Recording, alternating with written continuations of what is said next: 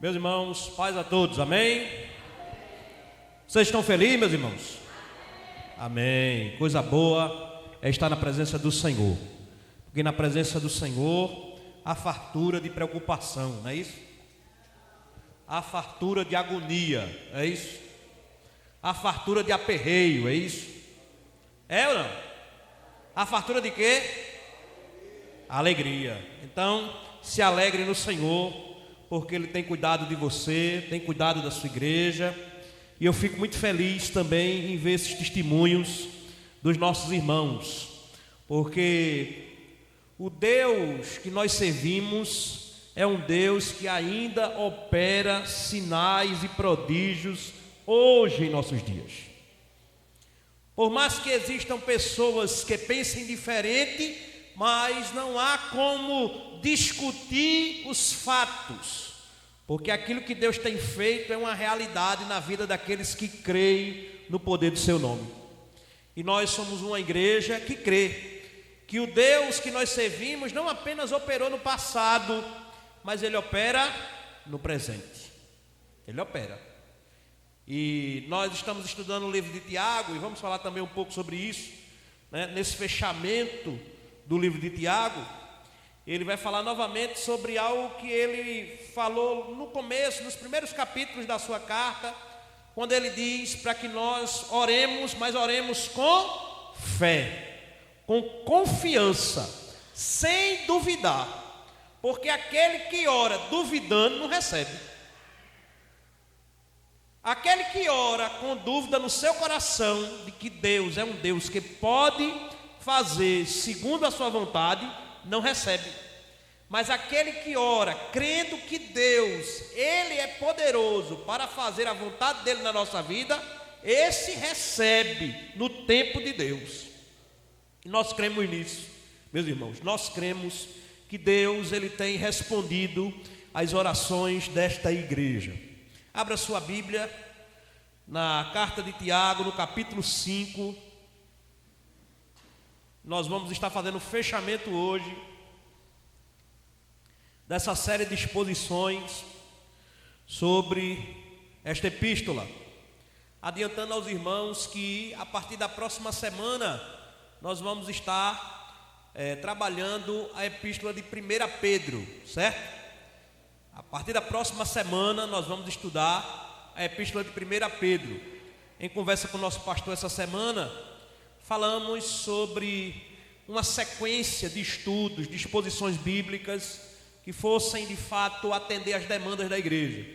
E eu sugeri a ele que nós dessemos continuidade às epístolas gerais, porque são cartas que trazem mensagens mais práticas, trazem mensagens que nos instruem não apenas a conhecer, mas a vivenciar esse conhecimento no nosso dia a dia. Então nós vamos estar dando continuidade com a primeira epístola, com as epístolas de Pedro, né? Que são sequência aí da carta de Tiago. E também vamos ter uma escala nas próximas quartas-feiras, para que a gente também tenha a participação do nosso presbítero Wagner, do nosso presbítero Rubenilson, do próprio pastor, e vamos ter uma dinâmica também melhor no tocante às exposições, tendo os nossos irmãos também aqui trazendo alguns trechos, algumas partes desta carta para a nossa reflexão. Mas vamos fechar aqui Tiago capítulo 5, quem achou diz amém. Diz a palavra do Senhor: escutem agora, ricos, chorem e lamentem, por causa das desgraças que virão sobre vocês. As suas riquezas apodrecem, melhor dizendo, e as suas roupas foram comidas pela traça. O seu ouro e a sua prata estão enferrujados, e essa ferrugem será testemunha contra vocês, e há de devorar como fogo o corpo de vocês. Nestes tempos do fim, vocês ajuntaram tesouros. Eis que o salário dos trabalhadores que fizeram a colheita nos campos de vocês e que foi retido com fraude está clamando, e o clamor dos que fizeram a colheita chegou aos ouvidos do Senhor dos Exércitos. Vocês têm tido uma vida de luxo e de prazeres sobre a terra. Têm engordado em dia de matança. Vocês têm condenado e matado o justo, sem que ele ofereça resistência. Vamos dar uma paradinha aqui para a gente analisar essa primeira parte do capítulo 5. Meus irmãos, a Bíblia, ela não condena a riqueza, certo? O fato da pessoa ser rico, isso não é um pecado, desde que a sua riqueza seja fruto do seu trabalho, seja algo legítimo, que é uma consequência de toda uma vida de dedicação, toda uma vida de doação, toda uma vida de empenho, para que como resultado a pessoa possa chegar a esta condição. Então a riqueza em si, ela não é pecado. O que é pecado é como a pessoa se tornou rico. Como foi que a pessoa conseguiu acumular riquezas? O problema que Tiago destaca aqui, quando ele condena os ricos nessa primeira parte da carta, ou do capítulo 5 da sua carta, é justamente mostrando que Deus, ele não aprova a postura dos ricos que conquistaram as suas riquezas às custas da injustiça, da exploração, da corrupção. Ele está condenando esse tipo de rico. Ele está condenando o rico que vive ostentando uma posição, que vive ostentando posses, que vive ostentando uma condição social em cima do sofrimento dos outros, em cima daquilo que eles tiraram do pobre, do justo. Então Tiago está dizendo aqui: olhe, prestem atenção, vocês ricos que conseguiram a sua riqueza por esses meios. O clamor, veja, o clamor daquele dinheiro que vocês tiraram dos trabalhadores, que serviram vocês, que trabalharam para vocês, que conquistaram para vocês essa condição que vocês têm hoje, chegou até o Senhor dos Exércitos. E o Senhor dos Exércitos, ele vai fazer justiça com relação àqueles que oprimem os necessitados, com relação àqueles que exploram o justo. Então ele está apontando aqui um alerta para aqueles que têm fraudado a ponto de manter o seu status de rico, manter o seu status social elevado. E ele diz aqui, olha, o Senhor, não fique pensando que Deus está nem aí não, viu? O Senhor vai ter um encontro com vocês, vai ter um acerto de contas com vocês. Vai chegar o dia em que Deus, ele vai acertar a conta com vocês. Trazendo para a nossa realidade, nós vivemos em um contexto social de desigualdade. Nós vivemos em um contexto social onde muitos vivem em um estado de riqueza nesses termos, com base na injustiça, com base na opressão do justo, com base na exploração do necessitado. Muitos têm ostentado uma vida de luxo, uma vida, a gente tem visto agora mesmo, agora no jornal, nos jornais estourou um escândalo desse influenciador que estava tratando um grupo de adolescentes como praticamente escravos, né? Mas veja, meu irmão, veja que negócio. Eu não sei se vocês já pararam para assistir essa história triste desse caso que tem ganhado a mídia aí. O camarada se aproveitou de adolescentes que moravam em uma cidade do interior, pobre, foi lá, visitou as famílias e disse: olha, deixa eu levar seu filho para morar lá na minha casa. Não se preocupe não, que eu vou cuidar dele, vou dar casa, comida, vou pagar os estudos dele. Ele vai trabalhar para mim, ele vai trabalhar no meu canal, ele vai trabalhar comigo, fazendo, os vídeos e tudo mais, e ele vai morar lá comigo, vai morar lá na minha casa. E além de cuidar dele, eu ainda vou mandar uma mesada para vocês. Veja que situação. Uma mesada entre 2 e 3 mil reais, todo mês eu vou depositar aqui para vocês ficarem tranquilos. Agora ele vai ficar comigo, vai para minha casa.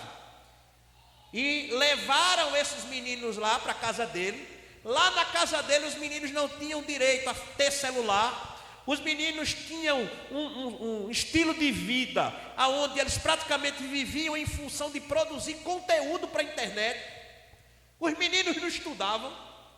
Os meninos não tinham nenhum tipo de lazer, não tinham nenhum tipo, de vida particular. Os meninos viviam em função daquele estado de coisas que era promovido ali naquela casa. Está aí na internet, para quem quiser acessar o caso desse influenciador. O camarada corrompeu famílias.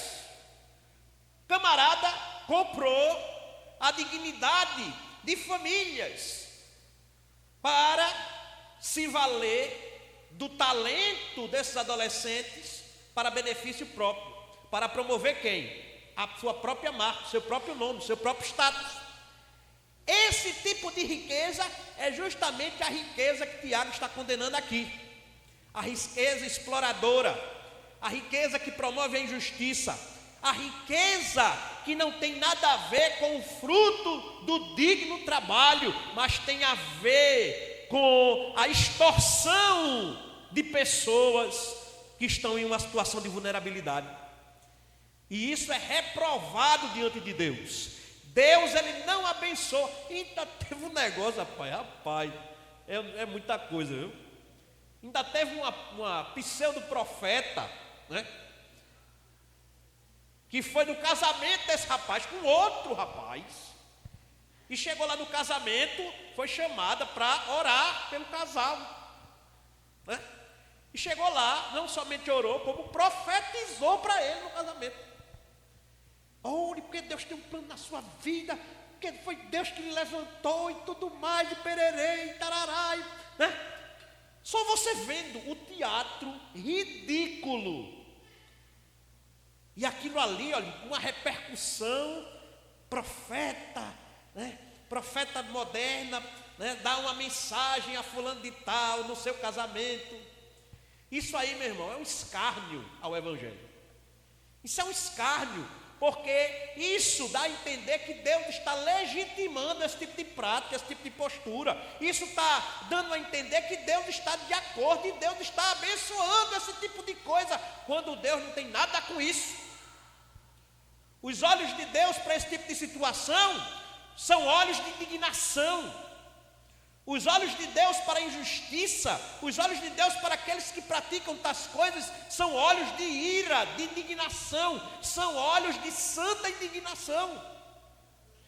Deus não tem parte com esses tipos de ricos. Deus não tem parte com essas pessoas que vivem ostentando a riqueza com base nesses fins. Deus não tem parte. Porque Deus não é um meio para que eles se autorrealizem. Deus não é um meio para sustentar o império do ego de ninguém.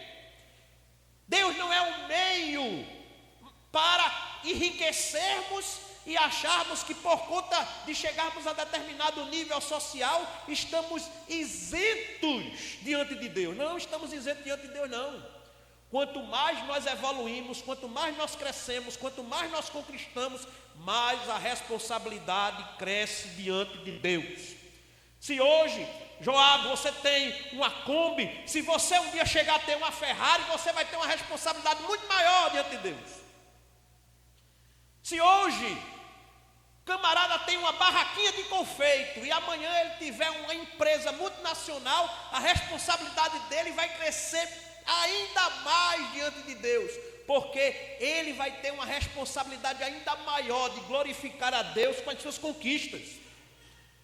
Aqui nós ouvimos pessoas que testemunharam a bênção de Deus, os milagres de Deus, a provisão de Deus.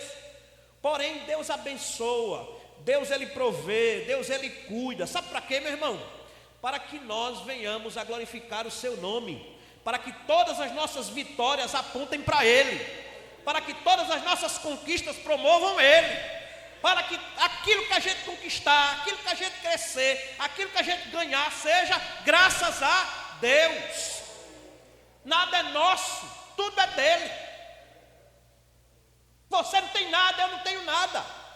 Por mais que você ache que tenha, nós não temos nada, porque se Deus fizer assim, acaba tudo. Glória a Deus. Glória a Deus por isso. Glória a Deus, porque Deus, Ele ainda toma providência em favor do necessitado, em favor do explorado, em favor do injustiçado.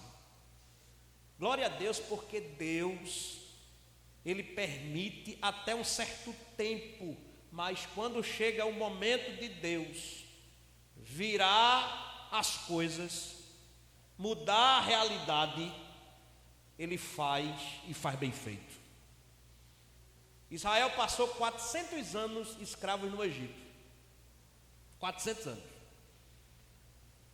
Depois desse tempo todinho, Deus chegou para Moisés lá nos campos, cuidando das ovelhas de seu pai. Disse: Moisés, olha, você vai me representar na libertação do meu povo do Egito, porque eu ouvi o clamor do meu povo. Olha o que é que Deus está dizendo.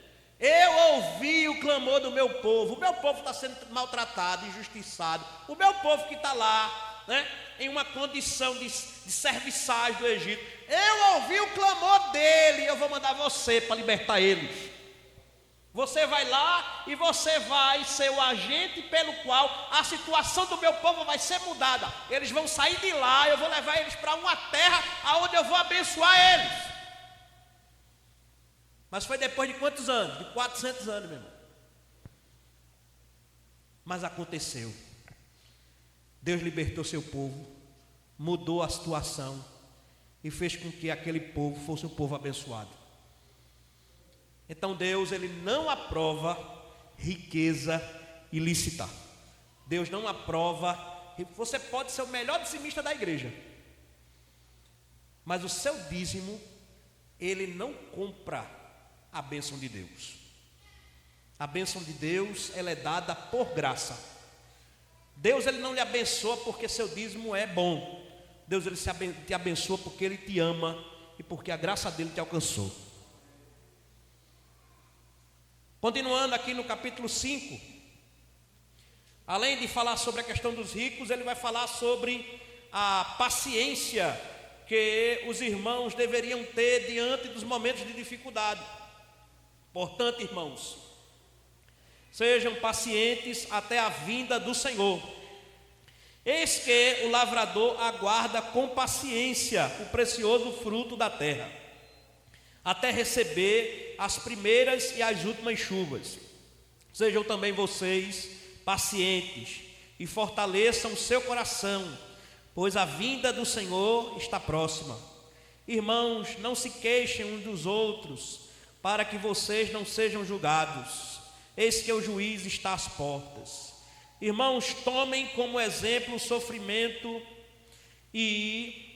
tomem como exemplo de sofrimento e de paciência os profetas que falaram em nome do Senhor. Eis que consideramos felizes os que foram perseverantes. Vocês ouviram a respeito da paciência de Jó e sabem como o Senhor fez com que tudo acabasse bem, porque o Senhor é cheio de misericórdia e compaixão. Aleluia, aleluia. Dê um glória, meu irmão. Um texto desse é um texto para a gente glorificar, porque é a palavra de Deus para a nossa vida. Usando Tiago para falar com a gente: seja forte, seja paciente, seja perseverante. Uma das palavras que mais se repete no Novo Testamento é essa: perseverança, perseverança, perseverança. Perseverança tem a ver com constância. Perseverança tem a ver com ser crente hoje, ser crente amanhã, ser crente depois, ser crente depois e ser crente enquanto a gente estiver aqui. É todo dia que é bom ser crente? Não. Porque tem dia que a gente é atribulado pelas questões da vida e a gente muitas vezes quer soltar tudo, inclusive quer soltar Jesus. Tem dias que a gente quer se revoltar, tem dias que a gente está com raiva de todo mundo. É assim ou não? Tem dias que a gente acha que nada está dando certo. Tem dias que a gente acha que nada vai mudar, que a gente vai morrer daquele jeito. Tem dias que a gente acha que a promessa está muito distante. Tem dias que a gente acha que a coisa, meu irmão, quanto mais o tempo vai passando, mais enrolada vai ficando. Mas é nesses momentos que Deus, Ele nos prova em nossa fé e nos fortalece em nossa perseverança. É nesses momentos onde a coisa acocha, onde a situação aperta, que Deus, Ele prova a nossa fé e fortalece a nossa perseverança. Paulo vai dizer isso, né? Porque eu me alegro nas tribulações. Por que se alegra nas tribulações? Porque é bom. É bom quando está doendo? É bom quando a gente está sofrendo? Não, não é bom não. Mas Paulo explica, porque as tribulações, elas produzem experiência, e a experiência produz paciência, e a paciência produz o quê? Esperança. Eu me alegro no momento das tribulações, porque é quando eu estou sendo atribulado, quando eu estou sendo apertado, acochado, que eu sinto mais a presença de Deus na minha vida, que eu sinto que Jesus está comigo, que eu sinto que é o Senhor quem conduz os meus passos. Quanto mais eu sofro aqui, mais eu sinto o Espírito Santo de Deus falando comigo. Eu me lembro de um texto lá de Jeremias, onde Jeremias, diante de um cenário de calamidade, ele vai dizer: Senhor, porque eu sei que não é do homem o seu caminho, nem do homem o seu caminhar. Jeremias está dizendo: porque eu sei, Senhor, diante dessa tragédia que eu estou vivendo, diante desse cenário tempestuoso que o teu povo está vivendo, este cenário serve para mostrar que não é do nosso jeito que a coisa acontece, não é no nosso tempo que a coisa acontece, não é pela nossa vontade que as coisas acontecem, mas é o Senhor quem determina o começo e o fim de tudo. É o Senhor. Não é do homem o seu caminho. A gente traça um caminho, Deus traça um caminho para a gente caminha por este caminho, mas a gente não sabe o que vai encontrar neste caminho. A gente passa por espinhos, pisa em pedras, mas vai passando, mas vai vencendo, mas vai caminhando, mas vai dando glória, mas vai sendo mais fortalecido. Esse caminho tem hora que a gente está, glória a Deus, glória a Deus, glória a Deus, glória a Deus, mas tem hora que a gente está, ai, ai, ai, ai, ai. Como entender o caminho desse? Como é que eu vou entender um negócio desse? Há momentos nesse caminho que nós temos vários amigos, mas há momentos nesse caminho que nenhum amigo ou ninguém se aproxima. Há momentos nesse caminho que todo mundo chega junto da gente: rapaz, você é uma bênção, glória a Deus, rapaz, se você não for, o negócio não anda. Mas há momentos em que as pessoas passam escondendo o rosto de você. Como é que vou entender esse caminho? Mas é o caminho que Deus tem para a nossa vida. É o caminho de Deus. E não há como a gente mudar o caminho de Deus. Não há como a gente determinar o que vai acontecer nesta caminhada. Por isso que Tiago vai dizer: olha, meus irmãos, independente do que aconteça, sejam pacientes, nutram a esperança, nutram a expectativa de que o Senhor, no tempo certo, Ele vai socorrer vocês. Lembrem dos profetas homens que falaram em nome de Deus, homens que apontaram para a vida do Salvador, homens que não viram Jesus dar o último suspiro na cruz, mas homens que foram alcançados pelo sangue de Cristo. Os profetas foram homens que não viram muito daquilo que profetizaram, mas tomaram posse da promessa da vida eterna. Por quê? Porque perseveraram no caminho que Deus os colocou. Então Tiago está dizendo isso: sejam pacientes, mantenham-se firmes, se segurem, confiem em Deus. Eu não sei como você chegou aqui.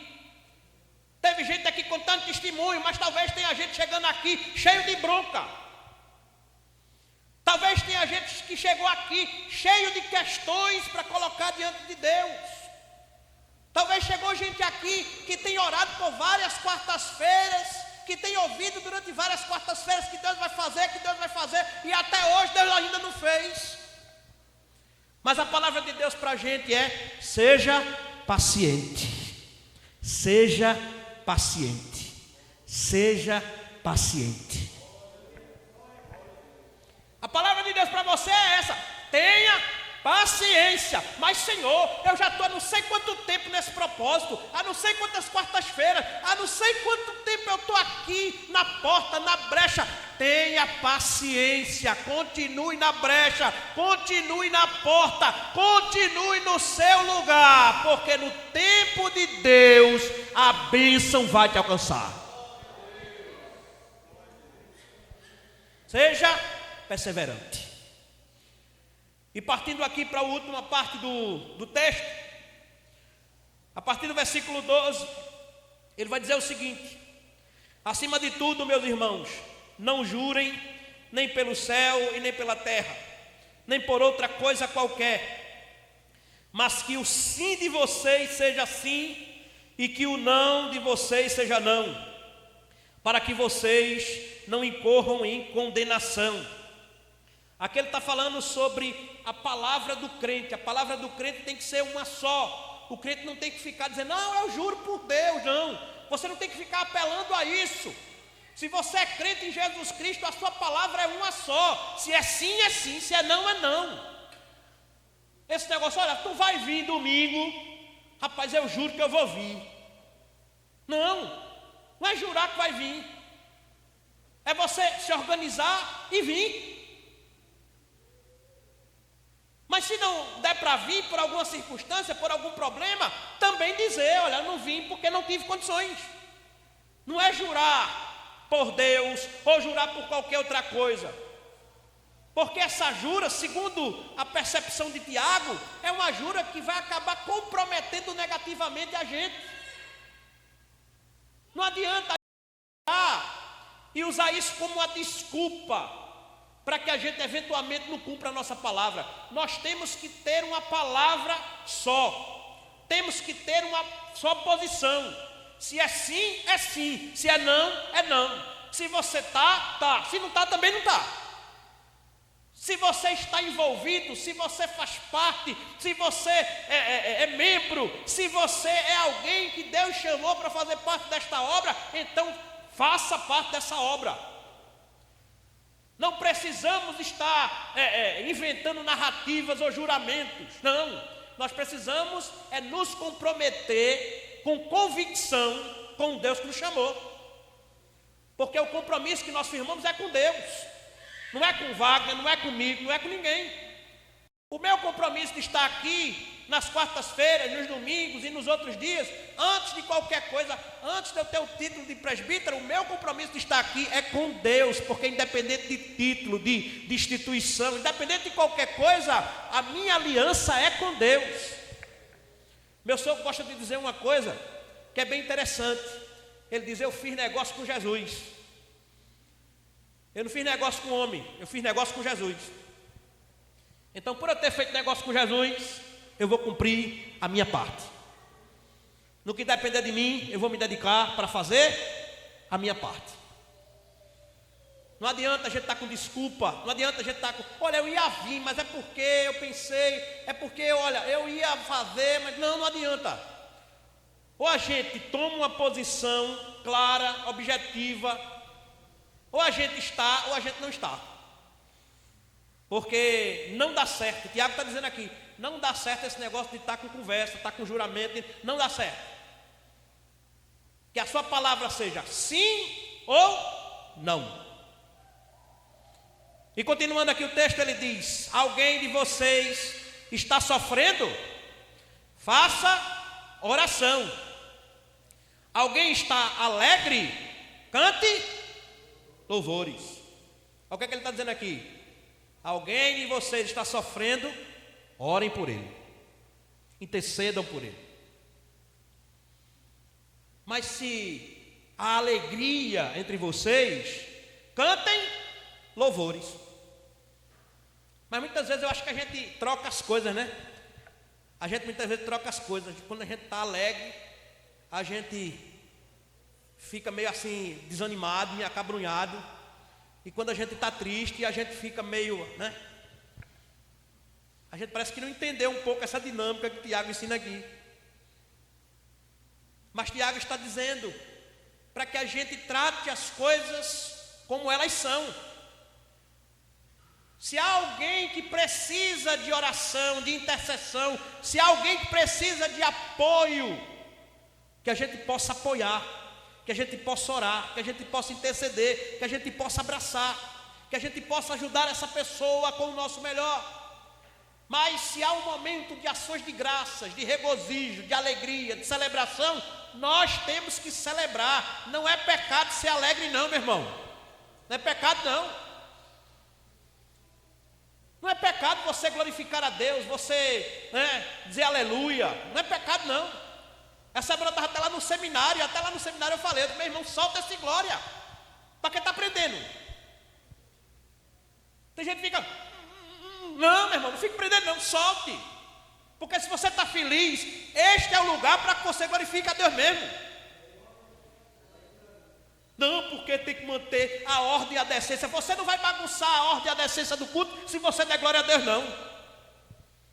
Muito pelo contrário, você vai manifestar a alegria do seu coração publicamente.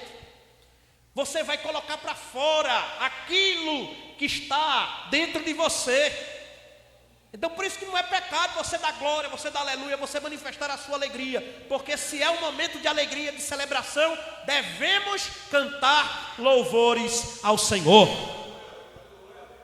Aleluia! Glória a Deus! Você está alegre? Glorifique, exalte, enalteça o nome do Senhor. Diga que Ele é fiel na sua vida. Esse barulho é um barulho santo. Esse barulho é um barulho de quem tem consciência das bênçãos de Deus sobre a sua vida. E caminhando aqui para o final já. Alguém de vocês está doente? Chame os presbíteros da igreja e estes façam orações sobre ele, ungindo-os com óleo em nome do Senhor. E a oração da fé. E a oração da fé salvará o enfermo. E o Senhor o levantará. Olha a importância de orarmos com fé. É importante ou não orar com fé? Porque não adianta orar por orar. Eu vou orar, mas acho que não vai sair mais nada desse negócio não. Eu vou orar, mas já faz tanto tempo que eu acho que não tem mais graça. Tiago está dizendo aqui, ore com fé. Porque a oração da fé salvará o enfermo. Mas é por conta do poder da oração? Não. Porque a gente ora aquele que é capaz de levantar o enfermo. Amém? Não é a sua oração que tem poder, mas é a quem você está orando que tem poder. Se você está orando ao Senhor, Senhor, faz a tua vontade, glorifica o teu nome. Que esta situação não seja para a morte, mas seja para a glória do teu nome. Que o Senhor tome providência, que o Senhor seja glorificado. E se a sua intenção casar com a intenção de Deus, Deus, Ele levanta o doente.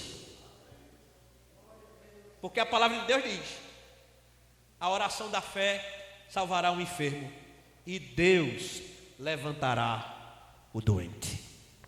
Deus. É Deus que faz, Jorge. A gente só tem que chegar lá e cumprir o nosso papel. Estender a mão, orar e crer. Mas o problema muitas vezes é justamente esse, crer. Porque eu nunca vi, nós estamos em uma das gerações cristãs mais incrédulas da história. Se acontece alguma coisa, a turma se assusta. Oxi. Se acontece algo, a turma dá um pulo, dá um salto para trás, estranha. Por quê? Porque a nossa geração é uma geração que não crê que Deus ele pode operar prodígios reais nos nossos dias. Mas eu creio, você crê? Eu creio. Eu creio que Deus pode curar alguém aqui hoje. Eu creio que Deus pode batizar alguém aqui hoje. Eu creio que Deus pode entrar com providência na vida de alguém hoje aqui. E eu oro por isso, eu intercedo por isso. Eu peço a Deus que Deus faça isso no meio da sua igreja. E este lugar é um lugar para acontecer isso mesmo. E quando acontecer, não se assuste, porque é Deus que está trabalhando na vida do seu povo. Não estranhe não. Mas rapaz, que é isso? Que danada é isso aí?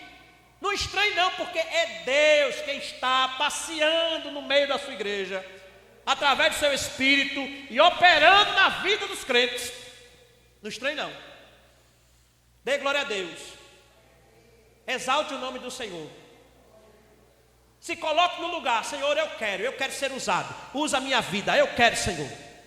Eu não quero somente ser abençoado, mas usa minhas mãos, usa a minha oração, usa a minha vida. Usa, Senhor, me usa para o louvor da tua glória. Usa a minha vida como instrumento. Nós temos que pedir isso a Deus. E a gente vai ver o milagre de Deus acontecer. A gente vai ver prodígios acontecer. E eu não falo de gente vomitando câncer, de gente fazendo essas coisas não. Eu falo dos milagres de Deus. Não é espetáculo não, é obra de Deus, para a glória do nome dEle. Que Deus faz. E o que a gente viu hoje aqui pode se multiplicar muito. Quando a gente começou a abrir esses espaços, ninguém vinha. Não era, Wagner? Ninguém vinha. Muitas vezes vinha Gilberto, logo no começo Gilberto vinha muito.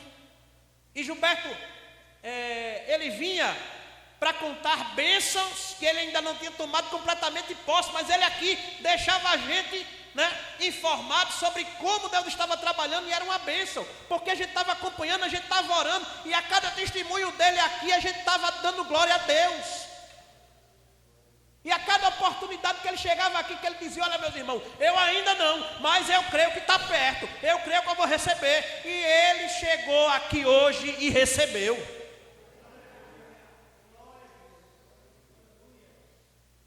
Oh, aleluia. Deus, ele ainda é um Deus que responde. Deus, ele ainda é um Deus que faz. Deus, ele ainda é um Deus que opera maravilhas. Deus, ele é ainda um Deus que muda histórias. Deus, ele ainda é um Deus que transforma quadros. Deus, ele muda prognósticos, ele muda diagnóstico. Deus, ele ainda entra aonde eu e você não pode entrar. Talvez você esteja pensando: meu Deus, quem vai falar com fulano? Quem vai convencer cicrano? Senhor, ninguém consegue falar com ele, ninguém consegue entrar na sala dele, ninguém consegue, Senhor, acesso a ele, mas Deus consegue. Senhor, quem vai lá mostrar a ele a minha situação? Eu não consigo nem passar da recepção, eu não consigo nem passar da primeira fase. Quem é que vai chegar lá naquela pessoa e vai falar a minha história? O Espírito Santo de Deus ainda conta história para cumprir o seu propósito. Ele ainda apresenta causa de crente aonde você não pode ir. E caminhando aqui para o final, Portanto, confessem os seus pecados uns aos outros e orem uns pelos outros, para que vocês sejam curados. Muito pode, por sua eficácia, a súplica dos justos. Elias era homem semelhante a nós, sujeito aos mesmos sentimentos, e orou com fervor. Olha aí, orou com fervor, orou com fé, orou acreditando, para que não chovesse sobre a terra. E por 3 anos e 6 meses não choveu. Depois orou de novo, e então o céu deu chuva, e a terra produziu os seus frutos. Meus irmãos, se alguém entre vocês se desviar da verdade, e alguém o converter, saibam que aquele que converte o pecador do seu caminho errado salvará da morte a alma dele e cobrirá uma multidão de pecados. E assim nós encerramos a mensagem da carta de Tiago. Tiago novamente vai falar sobre a necessidade de estarmos orando, mas não somente estarmos orando pelas nossas causas, mas de estarmos orando uns pelos outros. Não é só o pastor que tem que olhar pela igreja, não. Não é só os presbíteros que tem que olhar pela igreja, não. A igreja precisa orar pela igreja. A igreja precisa interceder pela igreja. A igreja precisa estar apresentando a Deus a igreja, para que o Senhor da igreja, Ele possa abençoar o seu povo. E ele usa o exemplo de Elias, e fala que Elias foi um homem semelhante a nós, ou seja, Elias não era supercrente, Elias não era mutante, Elias não era vingadores, Elias não era nada disso.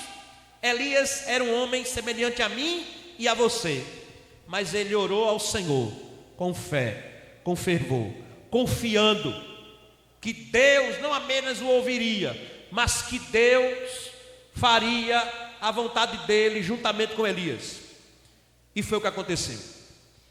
Deus, ele parou a chuva, não porque Elias simplesmente disse: Senhor, para aí um pouquinho, não, mas porque aquilo que Elias fez estava alinhado com a vontade de Deus.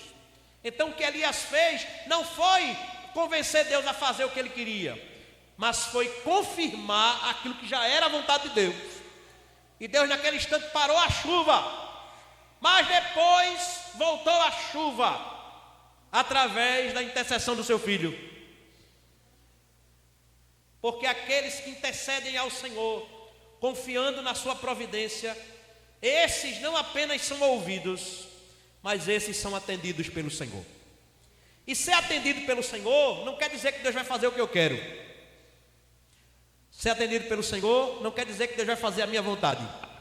Ser atendido pelo Senhor é entender que Ele vai fazer a vontade dEle na minha vida, independente do que eu ache ou deixe de achar. Mas compreendendo que essa vontade, ela é boa, perfeita e agradável. Que no fim das contas, eu vou glorificar o seu nome, porque eu não sei das minhas reais necessidades, mas Deus conhece. Você acha que você sabe o que está faltando? Você não sabe, quem sabe é Deus. Uma criança, ela não sabe do que sente falta. Uma criança, quando diz que tem fome, ela pensa no quê? Eu vou jogar pela minha filha pipoca, pirulito, danoninho, não é? Criança é assim. Mas o pai, ele sabe que isso aí não alimenta. Então ele não vai estar dando pipoca, danoninho, sorvete para a criança. O pai vai dar o quê? Feijão, arroz, cuscuz. O pai vai dar comida de acordo com a sua idade, com a sua proporção. Mas o pai, ele vai ser responsável a ponto de alimentar seu filho com o que ele realmente precisa para crescer. Da mesma maneira é Deus fazendo com a gente. Deus, ele não dá o que a gente quer, Deus dá o que a gente precisa para crescer forte e constante na presença dele. Pode ter certeza que o que você precisa, de fato, para continuar crescendo na presença de Deus, não vai lhe faltar, porque Deus vai prover todo dia, toda hora e todo instante. Que Deus te abençoe e que você possa sair daqui com o seu coração regozijado no Senhor. Que você possa orar com fé, que você possa ter sabedoria para lidar com as crises da vida e que você possa dar testemunho de crente, independente das circunstâncias. Deus abençoe.